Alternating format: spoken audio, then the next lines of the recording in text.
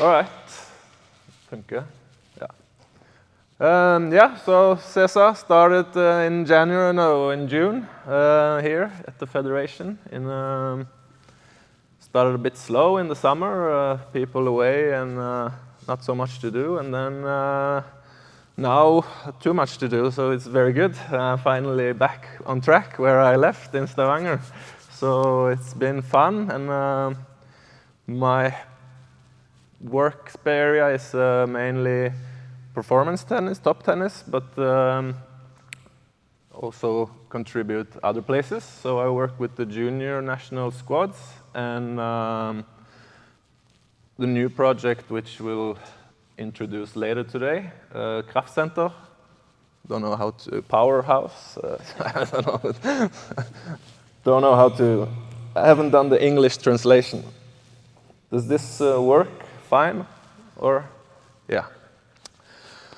All right, so what I'm going to talk about today is more continuing in what Øyvind has been saying, and also some of my own experiences, and maybe help out some coaches in making it simpler out there.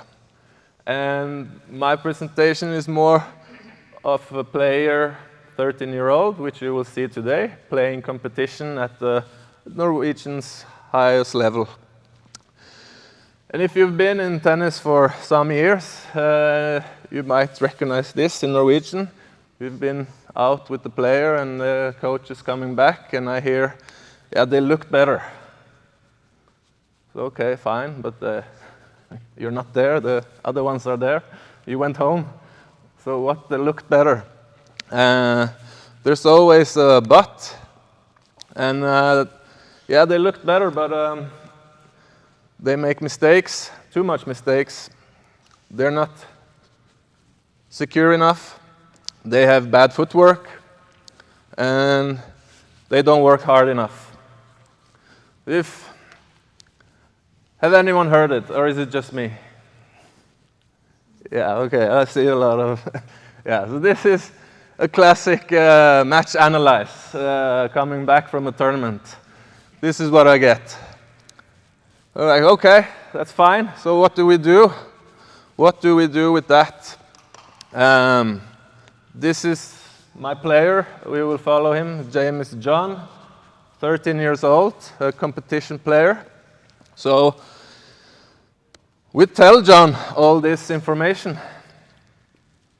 And then John goes and plays another match, and we have a conversation. How did you do? Well, I lost, hit too many mistakes. The other guy was too secure. Sikker, I don't know, secure, is that the real word, a good word? Consistent, safe, was too safe, yeah. Yeah, coach asked, what are you going to do?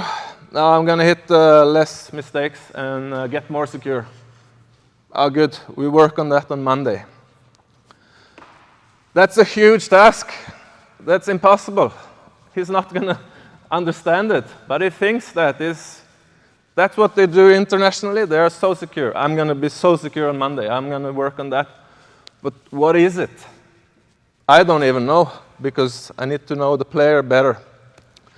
So my hope today is that we can be more precise, simplify, and coach the player. It would be better in Norwegian. Coach, not meaning don't instruct him all the way on that level.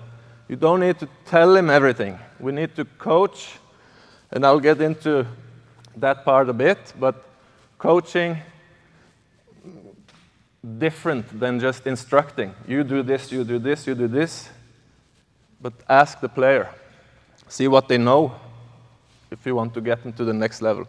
Because yes, they look good when they are playing here, the best in Norway. But there's still a long way to go. We cannot just, yeah, they look good now, so we hit. We're going to get secure if he just hits more balls. So, when I ask them, what are you working on?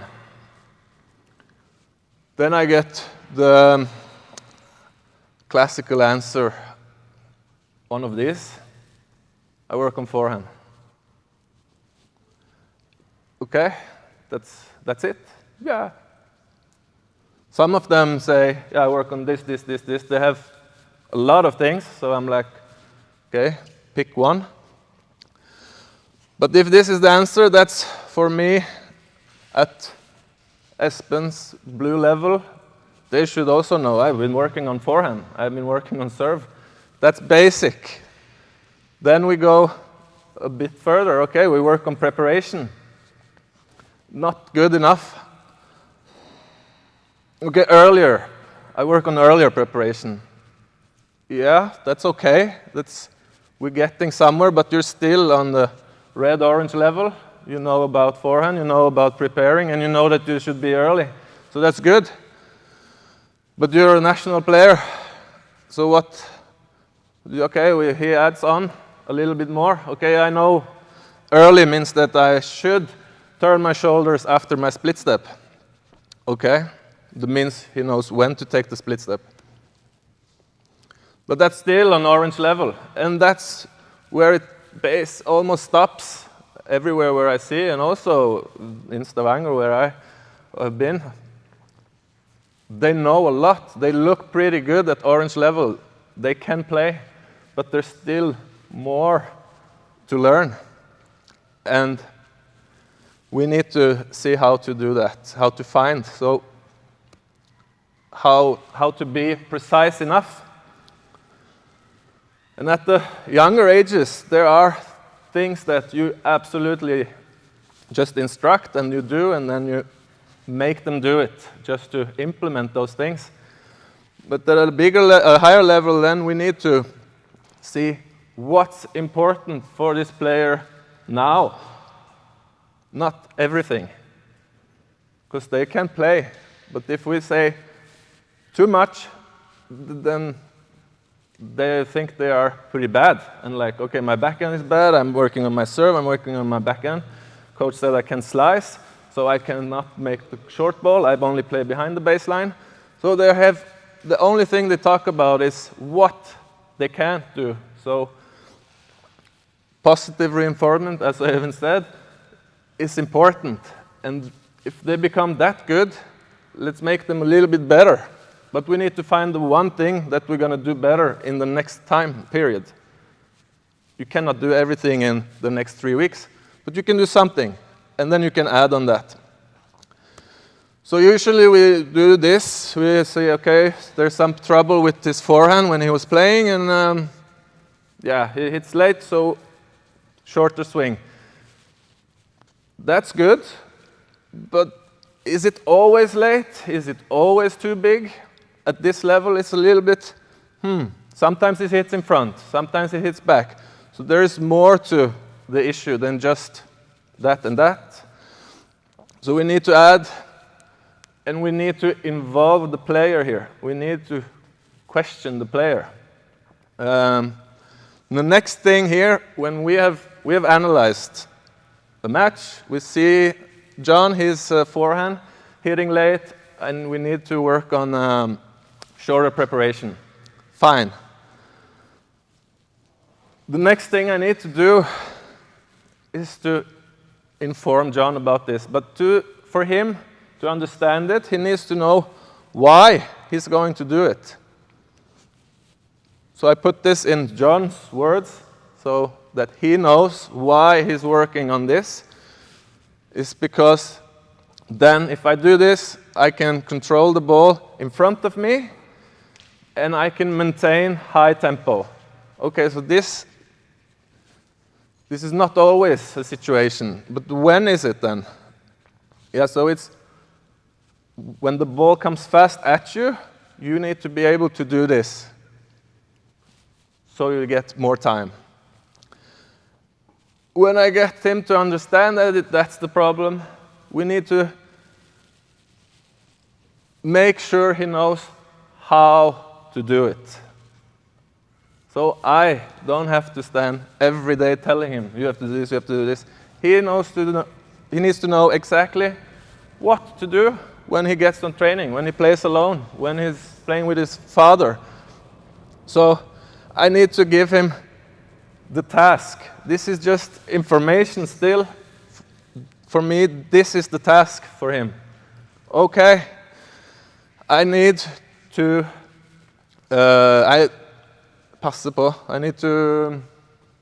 I need to make sure my racket doesn't go over my head when I prepare. Why?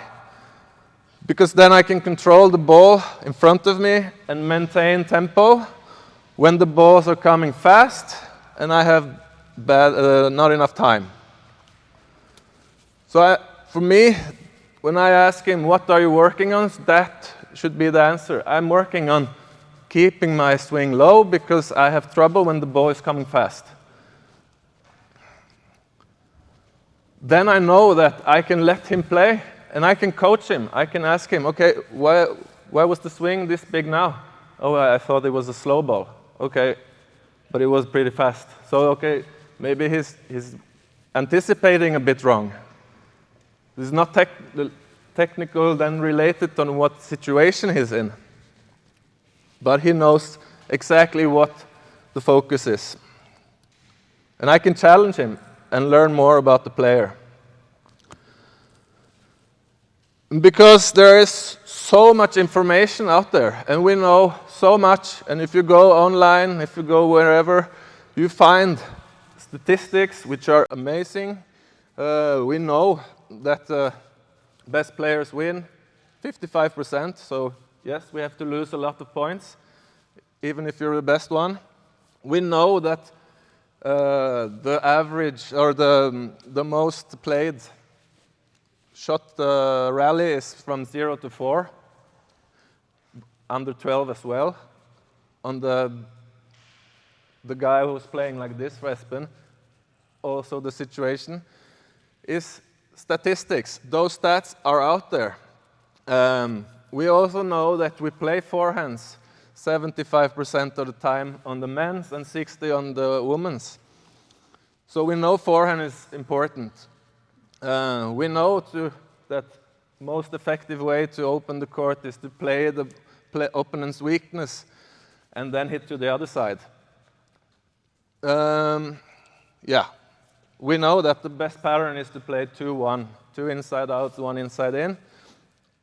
All this we know, but we cannot work on it all at once. We need to choose something, and then let's develop that. And we have the Spillerguiden, Long Athlete Development Plan. And there's also a lot of information. Take something and do that, and then go to the next one. So, just here in the end, just some examples, some tips on how to analyze a player. You have seen an issue, so put the player in that situation in practice and give him that mission to do, and then let the player do it. Go step a little bit back and observe, analyze, just see if you can see the problem. If you don't see the problem, ask the other coach. If you have 2 coaches, ask the 3rd coach. If not, film it. See if you can see on video. If you can't, send it to someone who can help you. And then tell the player. Because if you just guess and tell the player wrong things and a lot of things, then they're not gonna stop. They're gonna stop here listening because they can't process all the information on this level.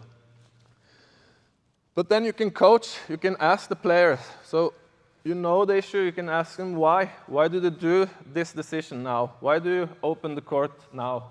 We talked about opening the court when you're closer to the baseline, or when you see the player moving outside in the doubles alley.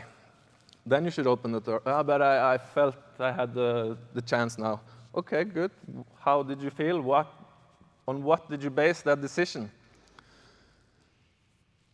And let him talk or her talk so you get more information on what they're thinking, because they're not the same as we are. And they make decisions based on the information they have, and we analyze on the information we have, and we have all the information. So it's difficult to relate. So talk to the player, coach, and see what and then put him back in the situation. Give him some tips, give him some suggestions, maybe try this, and see if it improves, if the level goes up or down, or... And if this didn't work, then close down the drill, film, work on the technical elements of that part of the game. Okay, maybe he can't step out on the open stance. All right, then we cannot let him play on the open drill all the time and just yell to him, open stance, open stance. He needs to work, maybe physically he's not strong enough. So we need to give physical exercise.